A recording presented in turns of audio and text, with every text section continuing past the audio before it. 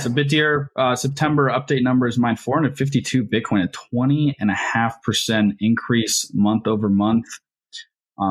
Self-mining hash rate goes to 35 exahash per second. There's been a lot of talk with Bitdeer about their seal miner rig manufacturing, basically initiative, right? But this report tends to kind of boast more about their self-mining, I think, is the way that the market has read it. The huge reaction from investors yesterday. I think the share price was up 25-ish% on the day. So major jump off of the back of this release in an environment we talked about earlier of being kind of harsh for miners, right? But the equity markets don't care. Yeah. So a few, just a few highlights. I've got the Bitdeer stock chart here. It's down today because of that run up, but per Matt's note, it's like up 21% over the last 5 days, and it was like 25% yesterday. Some interesting notes from this. We're starting to see the impact of Bitdeer's ASIC manufacturing line. I would love to run an analysis of like how much more quickly they can get those ASICs online versus if they were buying from Bitmain or MicroBT. Maybe it's not that much of a difference.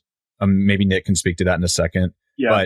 But clearly making an impact here on their hash rate growth. And they're only selling about 20% of these to other miners. So like the majority of this hash rate, lion's share is going to Bitdeer, and they're lowering their CapEx cost for that hash rate accordingly. One of the more interesting, I think, vertical integrations in Bitcoin mining.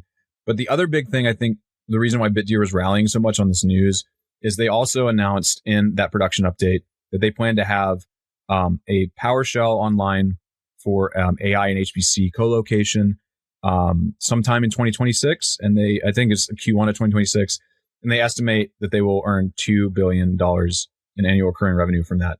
Now, this is kind of a trust me, bro moment because it's like they didn't announce who the tenant is. They just said it in their update. There hasn't been like a press release. There's been no formal announcement of who is going to fill that slot. Be a crazy thing to advertise if you didn't have something lined up, though. Nick, do you have any thoughts? Yeah, so I think to the point about their miners, I think there's a couple things on that. One, yes, I think they will be able to plug those in a lot quicker because they control end to end. When they come out of the factory to when they show up at the site and get plugged in.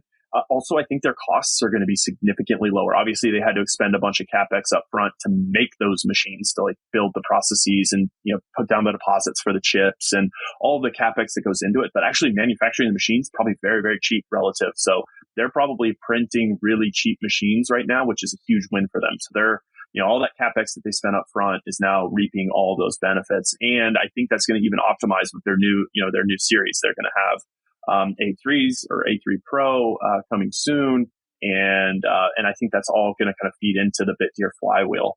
And then I think when I was looking at Bitdeer a year ago, their biggest asset was their power pipeline.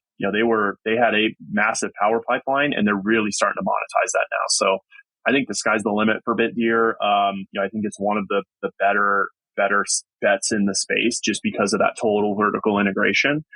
You look at a company like Bitmain, and it's hard to say exactly what Bitmain is worth, but it's probably well into the $20+ billion range because of how much they mine, how much they sell, and all of the business lines that they're kind of involved in.